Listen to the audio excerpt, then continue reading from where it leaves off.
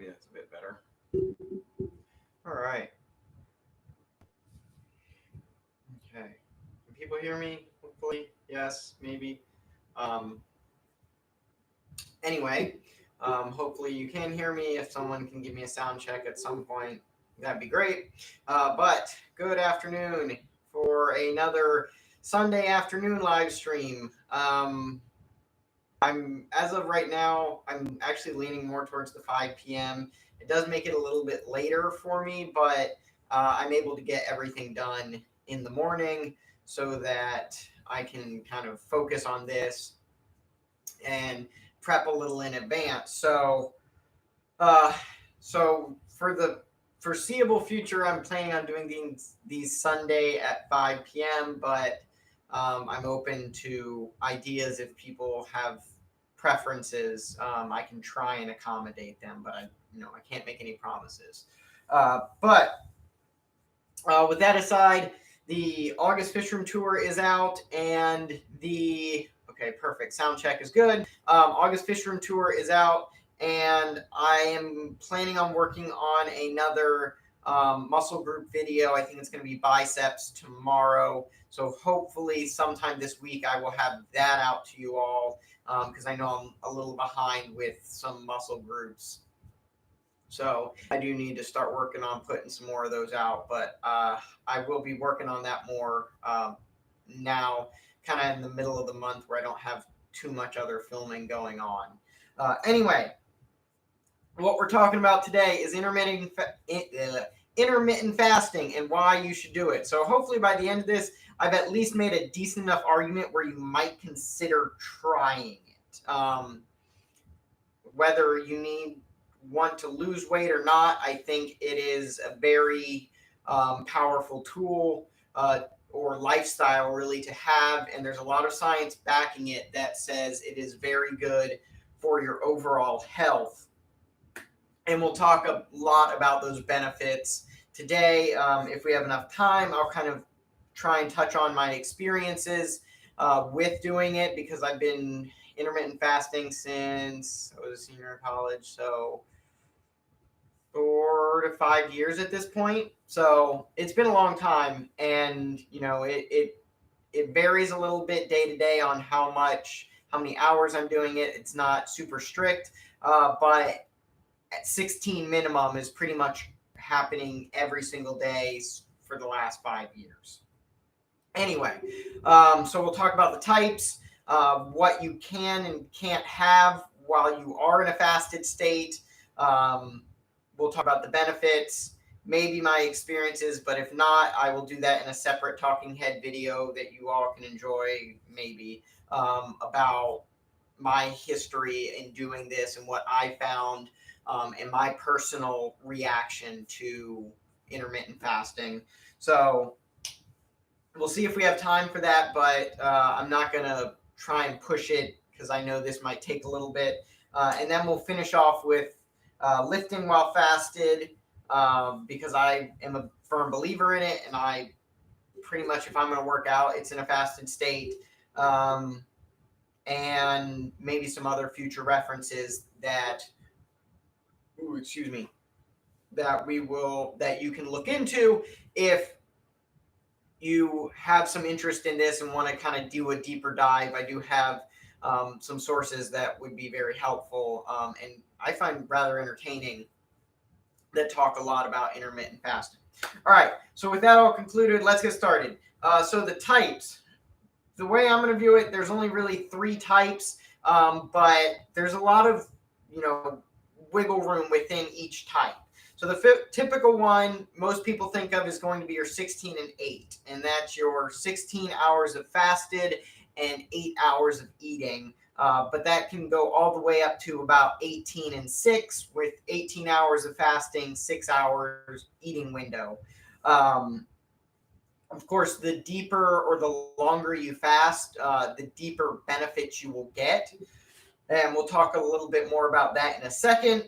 But most scholarly articles or popular magazines will tell you like 16 hours and then 8-hour eating window.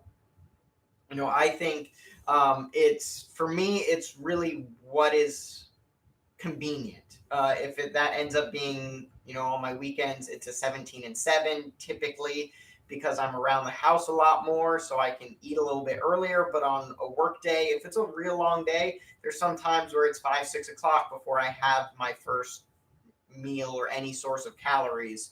So, those days where it could be 20, 21 hours. Um, but your typical will be 16 to 8. That's what I would recommend most people to start at, because it can get challenging and you can start to get hungry. You need to build yourself up to that level. Um, so the other type is an alternate day fast. Now, this one I would say is a little bit trickier, and it's because this is going to require you to fast for a full 24 hours. It's one of those where you really got to be busy. You keep your mind busy throughout the whole day is going to be your key to success.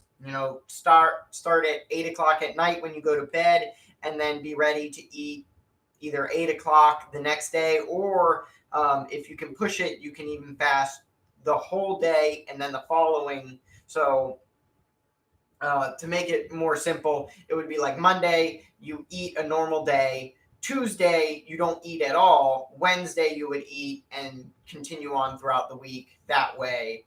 Um, it can be a little tricky because those 24 hours can be very long, especially if you don't have things to keep you preoccupied. Your mind's going to start to wander towards, I'm hungry because I'm bored. So you definitely want to find things to distract you if you have a lot of work to get done, or if maybe you're moving or something. I don't know, something that would require you to be busy all day long is going to be very important so that you can be successful in this one. This is a more complicated one, in my opinion, but some people may like the fact that they have one day where they don't really have to worry too much about what they're eating because the next day will make up for it. Now, what I do typically is going to be what they call the warrior diet, which is 20 hours of fasting, 4-hour eating window, or one really big meal. So that's usually where I am going to end up, is about 5 o'clock. I will have something to eat just to break my fast. Sometimes it is a beverage, shall we say, but a lot of times it'll be, a wrap, a sandwich, something like that. And then I will have a large dinner and usually a pretty good sized dessert.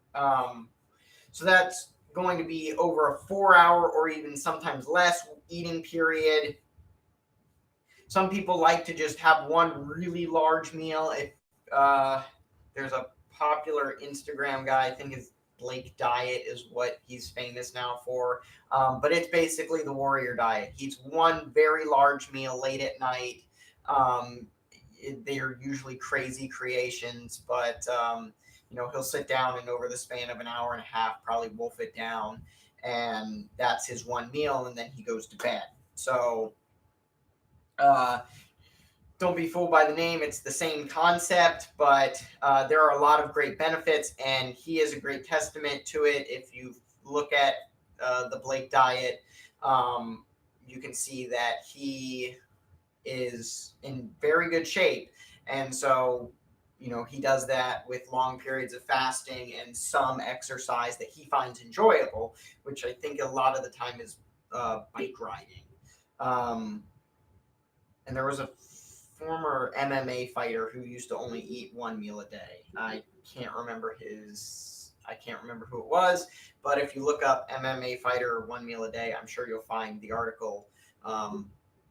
And so it can be done. It's not crazy and it's not going to kill you, is the point that I'm kind of trying to drive home here. All right.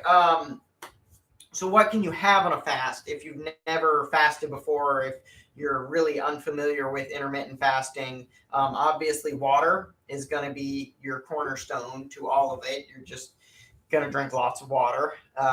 Coffee, only black, plain black coffee. No cream, no sugar, nothing like that. Teas, unsweetened tea, green tea, of course, again, nothing with sugar. That would be what I would recommend for the first, I don't know, couple weeks, just so that you get into the groove of it. And then you can start to be a little more liberal about what you're having. And what I mean by that is the argument of diet drinks and energy drinks. Are they safe because they technically have 0 calories? But then those artificial sweeteners come into play, and their reaction, you can see a rise in your insulin levels. But that's a whole in-depth talk. So basically, my answer is if you want to, after I'd say a month of doing this, yeah, you can try it and see how your reaction is. But if it starts to lead you down a bad path, you may need to cut it off. But I would be lying if I said I don't do it regularly. I quite often will have an energy drink on those very long days where I am working until 6 o'clock at night. So I have those 20-hour fasts. At some point, I will probably grab an energy drink. I'm big on Reigns and Bangs, some things like that, as a kind of sugar-free energy drink that will give me kind of fix that sweet tooth and curb the hunger, so that I can get through those very long days. But I don't personally feel that if it does take me, if it does have a insulin reaction, it's not the permanent time. It's not going to affect me for the rest of my fasted period. And with that said, still, it's not like I'm adding more calories to my body, which means there's still only one energy source. But, whole scientific talk, we don't need to go down that rabbit hole because we'd be here all day. So, energy drinks, use your own discretion. I wouldn't do it for the first month, but afterwards, you feel free to give it a shot. So, other things that I would say probably after a month in is best, but if you're really hankering, especially for those coffee people or those tea drinkers, you can use stevia, erythritol, and monk fruit. They're not supposed to have an insulin reaction, so if you need some sweetness to your coffee, those are good options so that you can keep the fast going, but you can actually enjoy your coffee or tea or whatever it may be. And then you can also do sparkling or seltzer water. Those are good options. The bubbly, the carbonation, and the slight sweet taste can definitely help you get through a long fast, or really any fast, especially if you're starting out. These are one I would say that starting out you can do, just as long as you're not like chugging them or like grabbing some of those ices or something. You want like a good seltzer water, a good sparkling water, that's just got like a nice hint of flavor. And that one you can hopefully enjoy and sip on, to kind of extend your fast out.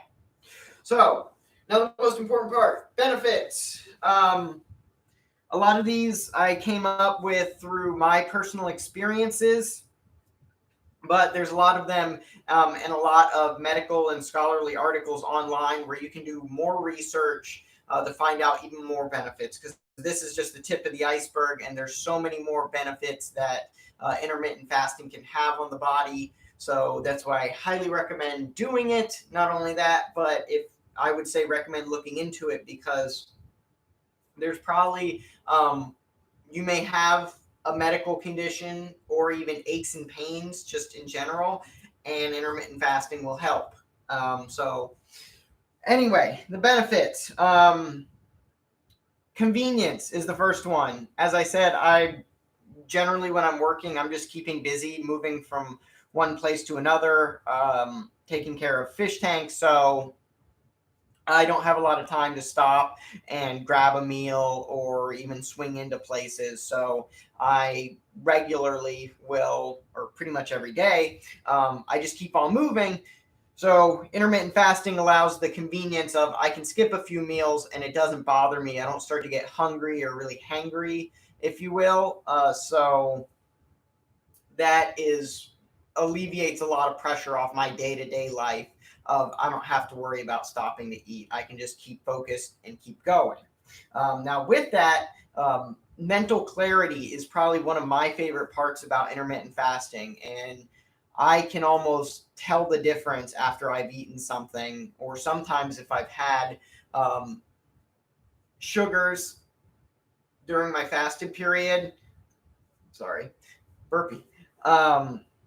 If I've had some kind of sugar or artificial sweetener that has caused insulin reaction, I can usually even notice the difference because just the mental fog starts to creep in. And if you've ever entered a really deep fast, you'll know that like your mind feels very crisp and clear. It's like a blue sky kind of no clouds kind of day. But eating, once I had that first meal, I really feel it's almost like it clouds over. It starts to get that real mental fog, and I'm not as sharp. So the longer I fast, the sharper it feels. It starts to feel a little more clear, a little less groggy, if you will, at the 16-hour mark. But the longer I keep going, generally, the better and more clear-headed I will be. Maybe something to think about if you have a big test or exam coming up. I don't know. It might work for you as like a deeper fasted state will kind of keep that mentally sharp mind. Another positive for myself is, if you know me personally, I am a cereal monster. So I really love cereal, and that can be my kind of Achilles heel, if you will. So I will typically, the fasting, okay, let me just back up a little bit. Fasting will help you enjoy those kind of, or indulgent meals. Let's put it that way. So I enjoy cereal a lot. So the long periods of fasting allow me to have cereal as a dessert, or large bowls of cereal sometimes, and not have to worry too much about how many carbs or calories I'm putting in, because generally I still need to catch up for the day. And this is an easy way for me to add a lot of calories and carbs. Is it the healthiest source? No, probably not. But when you're doing long periods of fasting, it ends up being, the end result is kind of the same. I'm sorry, without trying to get too technical about it.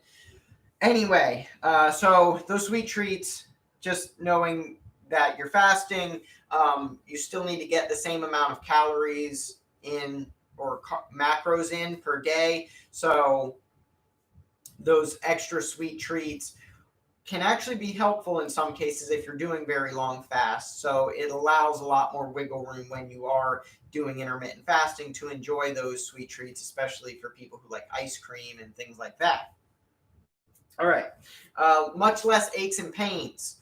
So as you get deeper in the fast, you'll notice that the pains of just joint stiffness, if you have chronic pain, it will start to go down. That's because as you enter a deeper state of ketosis, the inflammation levels will start to decrease, and so your aches and pains will start to go away. I know that I've used this quite a lot during work. Just it can be a strenuous job, and so actually being in that fasted state will help prevent me from feeling pain while working.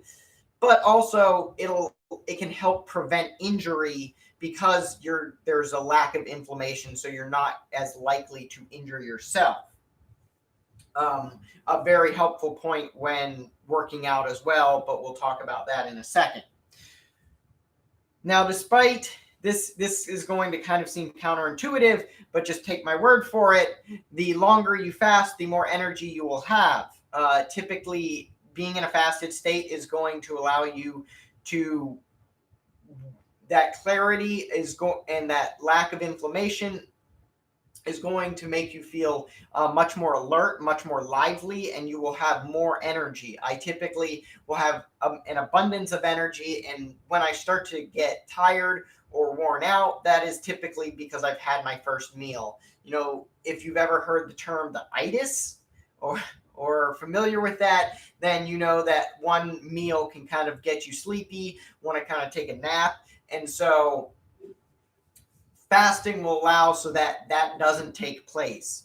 Um, so typically that's why I avoid eating until I am done with my day, so that I can eat, then get sleepy, and then go off to bed. That's why the warrior diet works so well for me. But that can be a useful tool for you as well if you have a lot of work to get done and you just need a lot of energy. It seems crazy, but I'm telling you, you try it, you will have more energy during your fasted periods than you do once you start eating, where your body will start to process the food, and that's when you start to get a lot more sleepy. So, uh, and then the obvious one, another obvious benefit is it's great for fat loss. A topic we will touch more on when we get into the keto diet, but the long and short of it is, because your body enters the fasted state, it is now producing ketones, which look for fat as a fuel source, and so they will target the body fat because there's nothing else in your tank or your stomach at this point. Generally, that's cleaned out within 12 hours of your last meal. So after that 12-hour mark, that's when you're going to start to see ketones to appear. And the deeper or the longer your fast is, the higher the ketone levels, and therefore the more fat burning that is going to be occurring during that process. So this is, if you're trying to lose some extra weight, intermittent fasting is a great way to do that without having to really change too much of your lifestyle. If you don't like working out, if you don't really want to have to make special meals or eat healthy, if you will, this can be another solution or another tool in your belt to help lose some extra pounds or a lot of weight. It, depending on what your goal is. But that doesn't mean that intermittent fasting is only for people who want to lose weight. There's definitely easy for people who want to maintain. It can be a little tough for people who want to add weight on, but it is possible. You're just going to have to pack on a lot of extra calories and like rice and potatoes and things like that. But if you're perfectly happy to do that, then more power to you. So another benefit is it is very easy to do for a long period of time. I consider it more of a lifestyle thing, not so much a diet or a fad. That things like the keto diet or paleo diet is one that people wax and wane a lot on. They will do for a period of time till they kind of reach where they want, and then they usually give up. It's not something that is done for their entire life. Some people are for lifers, but most of them are not, and it can be very hard to do for your entire life unless you're willing to make that very strong commitment.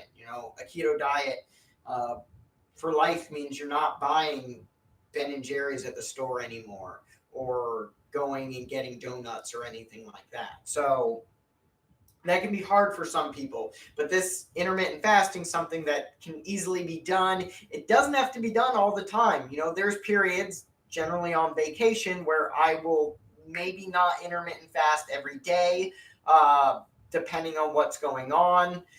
And that's perfectly fine. And it's easy to get back on that horse, if you will, and get right back into things. But a typical day to day, you're just living your average life, which people are doing, probably 90+% of the time. This is easy to do day in and day out. And so it's not something I consider a diet or a fad. It is something that I can easily consider a lifestyle change, and definitely a lifestyle change for the better. So, along with that, some medical benefits to it. One, it does help regulate insulin sensitivity when you are eating, because your insulin's very low. This can be very helpful for people, especially people like type 2 diabetics. Type 1, I wouldn't do because of ketoacidosis, which you're probably familiar with the term if you have type 1, but if you don't, it's not something that would necessarily be recommended, and we will talk more in depth in that on the keto diet live stream. So, just hold on for that, but it's not something I would recommend for someone with a type 1 diabetic without medical help or guidance. And I am not that. So anyway, but for your average Joe, this can be very helpful for you to help actually prevent getting diabetes. So just one medical benefit, it can help you from getting sick. It What is the term? Starve a cold, feed a fever, something. I can't remember the term.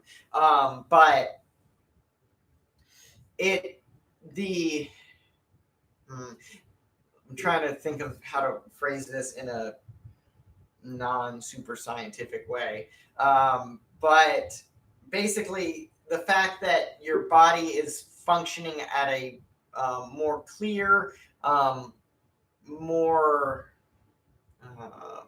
let's just go with clear level.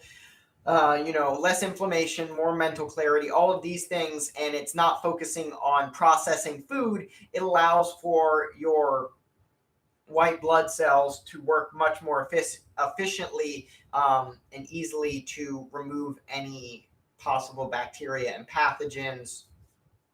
So fasting can actually help day to day decrease the chance of getting illness or regularly sick, especially if you're one of those people who ends up getting sick every week or what feels like every week. It can actually help with mental disorders. There are several scholarly articles out there that say that things like MS or Alzheimer's can actually be helped. In some cases, they actually argue it can even you can start to see signs of reverse in people who intermittent fast or fast for long periods of time. Again, that mental clarity starts to come in. And so people who are in a fasted state tend to have better cognitive function. And that is included in Alzheimer's patients and other people with mental disorders and some in physical disorders as well. Now, we will touch on this next point a lot more in the keto diet talk, but fasting and keto go hand in hand, especially for those people trying to lose weight. They are just very synonymous. As I said, your body starts to produce ketones, which is kind of where you enter that ketogenic state, as they're claiming it. But that is what you're looking for in a keto diet all the time. In a fasted state, it happens. If you're fasting, it's happening. So it's not anything crazy. Again, we'll break it down more in the keto diet talk, but if you're doing the keto diet, you're probably fasting. And if you're not, I would strongly consider doing so. I just think that the two of them have great benefits when coupled together. It's a very powerful 1-2 punch for losing weight and a lot of other physical and mental health disorders. And then there are scholarly articles that actually say a very long extended fast can actually reduce the risk of cancer. So there's still some debate out there, but there is scientific evidence that argues that if you do a week-long fast, 7 days, you can decrease the risk of cancer by, I believe it's 70%. So there is one doctor who argues that everyone should do a week-long fast on a yearly basis, one fast a year, to reduce their risk of cancer by, again, what I believe he says is 70%. So, but that can be very powerful. And without getting too in depth, the concept behind it is that the cancer will have nothing to feed on and start to die back or go into remission. So if you already have it, and if you don't, obviously the long fast will help prevent that via the kind of same concept without getting too technical. So those are just the tip of the icebergs, but those are the benefits that I kind of wanted to touch on today. There's so many more. If this seems promising or interesting for you, or if you have a physical disorder, aches and pains, anything like that, I do recommend looking into doing more research. There's plenty of articles and people out there who are telling their story, doing vlogging and things like that, with tons of information about intermittent fasting, so that you can learn all of the benefits and how it hopefully can help you. I can almost guarantee that it will help you in some way, shape, or form. So, the last part we're going to talk about, since we're already on 30 minutes, we're not going to worry about my experience because that's going to probably drag it into an hour. And there's football on today, folks. So I would like to get back to some football. But anyway, the last part I want to touch on is lifting while fasted, because it is something that is near and dear to my heart, and I've been doing it for several years at this point. I just feel that a lot of the benefits that we've talked about, also coupled with weightlifting, the mental clarity, it helps a lot with that mind-muscle connection. You can really think about the muscle contractions better, the squeeze, all of these terms that if you don't know them, you can look them up, but there's plenty of articles out there that also talk about weightlifting while in a fasted state. Of course, the reduced inflammation helps a lot. You're not going to be feeling all of those aches and pains while you're working out. It's also going to help reduce the risk of getting injured while weightlifting. Another very important concept. So you're going to be less stiff, you're going to have less inflammation, and you're going to be less prone to hurting yourself, especially when those longer periods of fasting are in place. Those, when I used to work out at 3 o'clock with an 18-hour fast, those were great workouts because that deep fast, I had great mental clarity. I didn't have any aches and pains. And quite often my lifts were heavier. Having done this for several years now, I can say every PR that I've hit has been in a fasted state. And I wouldn't even bother trying it in a fed state because I know that I feel much more achy, much more tired, sluggish, don't have as much energy if I have eaten something. So I have much better lifts without any food in my stomach, which seems crazy, but I bet if you try it, you would be surprised at how well your results end up being, especially if you do it for, a month. I would say that you would be shocked at what results you can see in the fasted state. As I just touched on, you're not sluggy, you're not groggish, you're not tired. You're more likely to actually get yourself into the gym. You're awake, you have energy, so you're going to be more willing to drive yourself to the gym or go set up your at-home gym if you're working out at home. And so that can be very helpful, especially for those people who are trying to get back or ease themselves back into the gym right now. You may not have the motivation if you've had something to eat to drive all the way to the gym. It can seem much more like a bigger burden if you don't have that energy. And a lot of times if you eat, that energy will start to actually disappear because your body starts to, go into that itis state, shall we say.